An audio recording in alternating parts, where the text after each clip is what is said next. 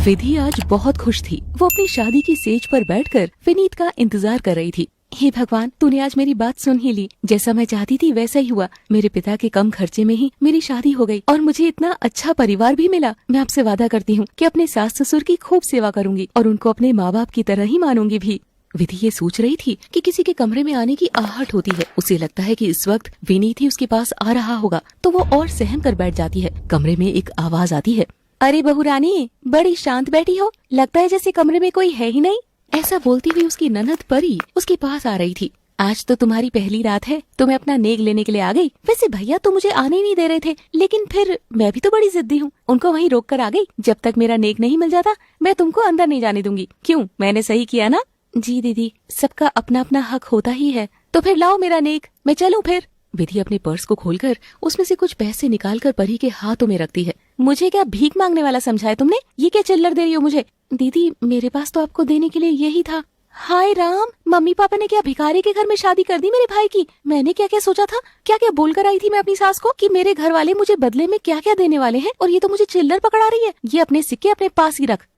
परी वो पैसे विधि के ऊपर फेंक देती है और वहाँ से चलने वाली होती है कि परी के पिता शंकर वहाँ आकर बोलते हैं, तो क्या चल रहा है दोनों नंद भाभी में?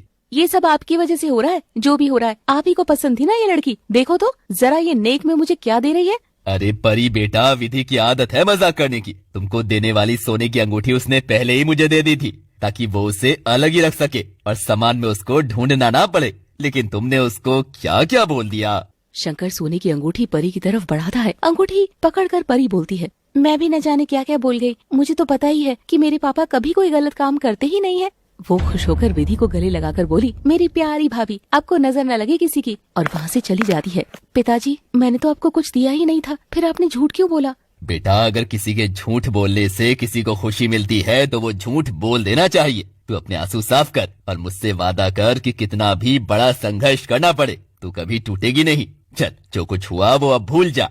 शंकर वहाँ से चला जाता है। विनीत कमरे में आता है। उसको देखकर विधि बैठ जाती है। विनीत बेड की एक साइड में लेटता है और विधि को बोलता है, सो जाओ, बहुत रात हो गई है। विधि लेट जाती है। विनीत उससे मुंह फेरकर लेटा हुआ होता है। विधि सोच रही थी कि उसने क्या क्या सपने देखे थे अपने पति को लेकर, और ये तो उससे मुंह फेरकर ही सो गए। जैसे तैसे रात बीती। अगली सुबह जब पड़ोस की औरतें बहू की मुंह दिखाई की रस्म के लिए आ गई थी, तब सास सुधा आई और बोली, विधि, जल्दी से तैयार हो जा, मुंह दिखाई होनी है तेरी। और देख, मुझे किसी तरह का कोई ड्रामा नहीं चाहिए। किसी को बिल्कुल भी नहीं लगना चाहिए कि तू एक गरीब घर से है।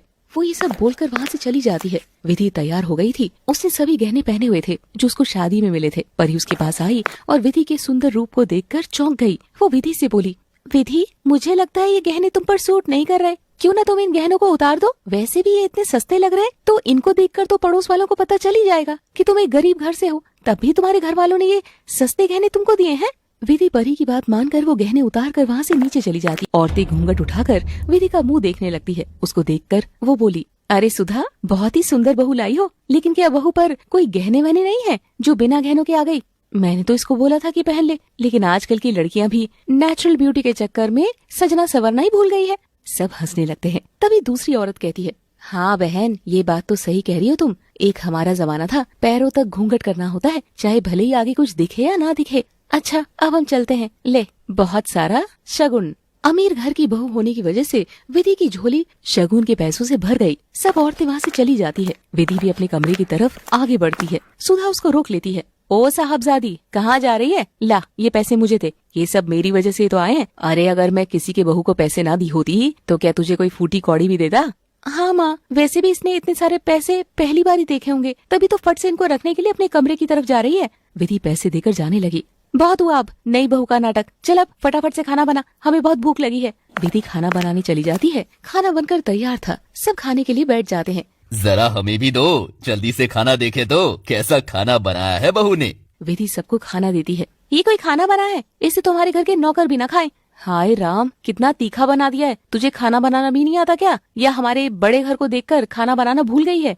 अरे तुम लोग ऐसा क्यों बोल रहे हो? इतना अच्छा खाना तो बना है। तुमने ही अच्छा खाना खाया नहीं होगा आज तक, इसीलिए तुमको ये अच्छा नहीं लगा। तुम तो चुप ही रहो जी, इसकी साइड लेने की ज्यादा जरूरत नहीं है। तुमको तो ये कड़वा खाना भी बनाकर देगी ना, तुमको तो वो भी अच्छा लगेगा। तुम्हारी पसंद की बहू जो ठहरी। विधि बिना कुछ बोले सर को झुका लेती है, लेकिन उसकी आंखों से झलकते आंसू साफ दिखाई दे रहे थे। मम्मी मुझे अपने घर भी जाना है, मेरे लिए जो कपड़े आए हैं वो मुझे दे दो, तो फिर मैं अपने घर चलूं। तुम जैसी बहू लाई हो, भगवान ही जाने तुम्हारा क्या ही होने वाला है। अब यहाँ खड़ी खड़ी अपना मुंह क्यों दिखा रही है? मेरी बेटी को जाना है, जा जो कपड़े तेरे मायके से आए हैं उनमें से मेरी बेटी के लिए कपड़े ला दे।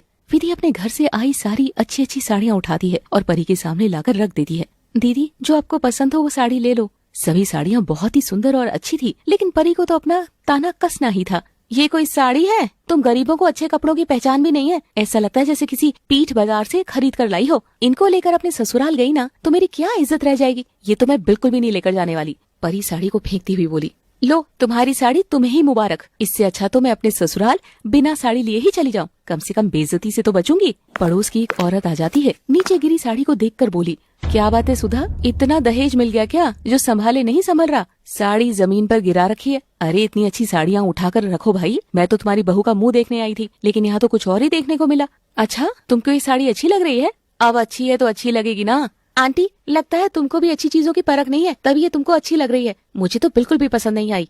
शंकर सभी साड़ियों को उठाता है और बोलता है, कोई बात नहीं परी बेटा, अगर तुमको ये अच्छी नहीं लगी तो मैं तुमको पैसे दे दूंगा, अपनी मर्जी की साड़ी ले जाना। विधि अपने रूम में जाकर फूट फूट कर रोने लगती है कि उसने क्या सोचा था और क्या हो गया है। अपने पापा की मेहनत की कमाई की ऐसी बेइज्जती होते देख उसे रहा नहीं जा रहा था, लेकिन वो बेबस लड़की करती भी तो क्या, अब तो उसको यहीं रहना था, यही उसका घर था। शंकर विधि के पास जाता है। विधि बेटा, मुझे पता है ये लोग तुझे बिल्कुल भी अहमियत नहीं दे रहे हैं, लेकिन देखना एक दिन तेरी अच्छाई इन सबके सामने जरूर आएगी। ये तुझे जरूर समझेंगे बेटा। क्या होगा विधि का वैवाहिक जीवन? क्या कोई उसे समझ पाएगा या वो जिंदगी भर ऐसे ही रोती रहेगी?